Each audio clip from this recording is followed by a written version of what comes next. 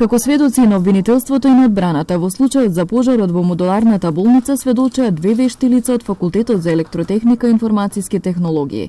Презентирајќи го извештајот во кој е опишан приклучокот на струја во објектот, Владко Стоилков рече дека не можеле да извршат увид во внатрешната инсталација во болницата во Тетово, затоа што таа била целосно опожарена, но направиле увид во два други објекти од ист тип, при што утврдиле дека модуларната болница е изведена согласно проектната задача.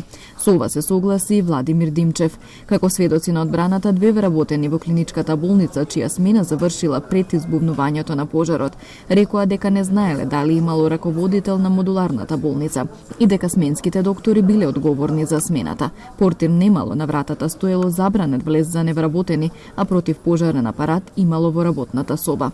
Во овој случај обвинети се поранешните директори Флорин Бесими и Арта Нетеми, докторот Бубан Вучевски и правното лице Клиничка болница. Пред почетокот на судењето повторно се одржа граѓански протест за поддршка на докторот. Баш за време на најголемата криза, тој бил достапен за пациентите 24 часа и сметамо дека е неправедно осуден. Дајте правдата да ја бараме на друго место кај други луѓе што ги донесоа тие бараки тука неисправни. На следното рочиште, закажано за 6 април, ќе бидат сослушани уште 4 сведоци на одбраната, а потоа ќе следи читање на завршните зборови и пресудата.